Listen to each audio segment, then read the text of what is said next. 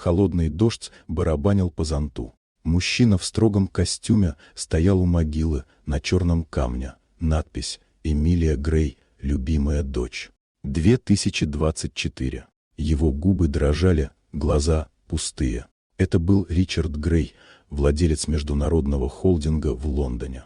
Один из тех, кто может купить все, кроме времени. Он опустился на колени. «Прости меня, малышка, я думал, что успею». Ветер швырял листья ему в лицо, будто за каждую пропущенную встречу, за каждое потом. За деревьями мелькнула тень, глаза, полные слез, смотрели издалека. Никто не заметил. Даже охрана.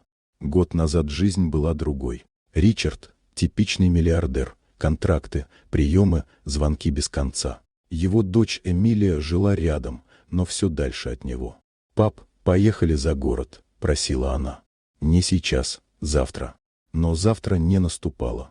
Он дарил ей все — телефоны, машины, бренды, кроме самого главного — внимания. Эмилия писала стихи, прятала тетрадь под подушкой. Вечерами сидела на крыше и шептала: «Хоть бы он заметил, что я рядом». Однажды вечером дождь, мокрая дорога, свет фар. На перекрестке машину занесло. Удар. Тишина. Когда Ричард прибежал в больницу, врачи только покачали головой. Мир рухнул. 3 месяца он приходил на кладбище, приносил белые лилии, любимые Эмилии цветы. Сидел, говорил с ней, будто она жива. «Я читаю твои стихи, Эм. Ты бы смеялась надо мной». Но однажды к могиле подошла девушка в капюшоне. В руках знакомый серебряный браслет. Она прошептала: «Прости, папа. Я не могла вернуться, пока не поняла, кто ты без денег». Эмилия жива. Тогда после аварии она выжила, но услышала, как помощник отца сказал врачу: «Пусть все думают, что она умерла».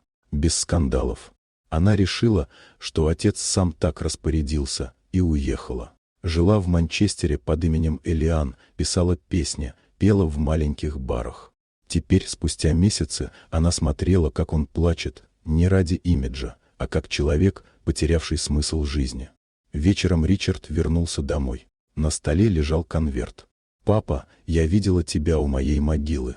Я не умерла, просто ушла от мира, где чувства заменили цифры. Но теперь знаю, ты другой. Найди меня не глазами, а сердцем».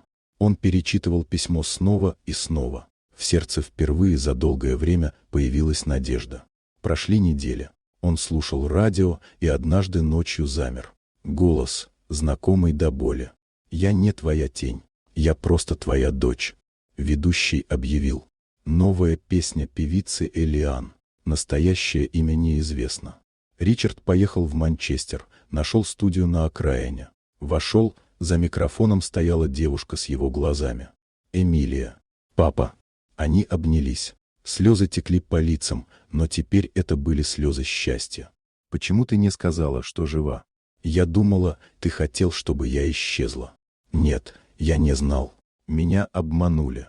Я все отдал бы, чтобы вернуть тебя». Она улыбнулась. «Я видела тебя на кладбище, каждый день ждала, когда ты скажешь мне прости, а я люблю тебя. Я люблю тебя, Эм, больше, чем жизнь». Прошло полгода. В доме снова звучала музыка и смех. Бизнес стал прошлым. «Пап, ты скучаешь по делам?» «Нет. Я теперь самый богатый человек в мире.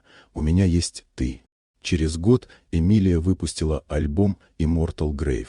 На обложке мужчина под дождем у надгробия. Подпись: «Иногда, чтобы воскреснуть, нужно потерять все». Песня стала символом надежды. Ричард сидел в зале, слушал голос дочери и плакал. Не от боли, от счастья. Любовь нельзя купить, но если в сердце осталась хоть капля, она всегда найдет дорогу обратно.